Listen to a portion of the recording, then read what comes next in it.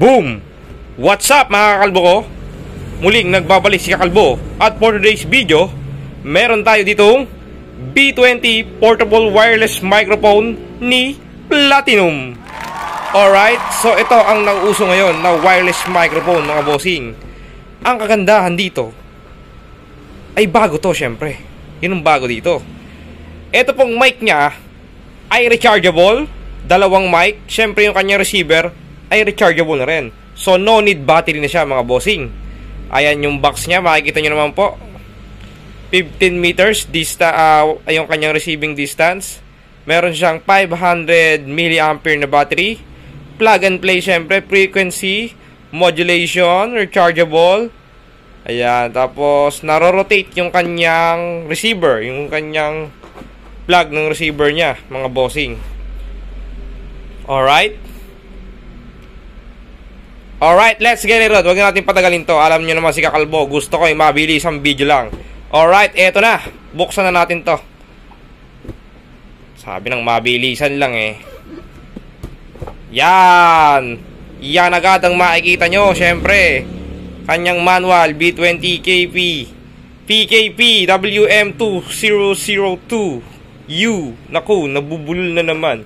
At syempre, ito ang bubungan sa inyo mga bossing. Meron siyang isang wired ng type C. So isa lang ang meron siya. Ayan. Sige, kaya mo yan. Yan. Mag-zoom ka. So type C yan mga bossing. Ayan. Ayan. Type C yan. Type C. Alright. Tapos syempre ito yung ating mic. Unahin natin yung receiver natin. So ito yung 360 daw itong receiver na to. So ito yon mga bossing. So ito. Ayan. Pwede siyang i-bend pa ganyan. Ang bangis ng receiver nito mga bossing. Wow. So ito yung light indicator to. Sigurado. Alright. Ayan ang original na B20. At syempre yung microphone nya. Ayan yung microphone nya. Ang ganda ng mic nito mga lodi. Dito nyo lang unang mapapanood yan kay Kakalbo Vlogs. Ako pa lang unang nag-vlog na, no. Nakalagay dyan yung sticker nya ng Platinum Karaoke PK. So yun din yan, Platinum Karaoke. Tapos makikita nyo dito yung kanyang power button. At ito yung volume nya. Aba, may volume pala siya. Matindi pala talaga to. Sa ilalim, syempre, ayan yung kanyang Type C na charging, ayan. Ayan ha, type C yan mga bossing ha. Alright, so hindi siya nabubuksan. Built-in battery na siya. Dalawa ang kanyang mic syempre. So ang SRP niyan ay 3,995. So almost 4,000 na yan mga bossing. Alright, so testing na natin to. Meron tayo ditong Ace. Meron tayong Ace dito na speaker. So isaksak muna natin yung receiver dito sa microphone ng ating portable speaker. Alright. Siyempre, iharap natin siya dyan para kitang-kita natin.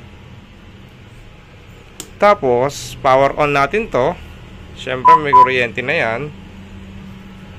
At ang gagawin natin mga lodi, ito yung mic.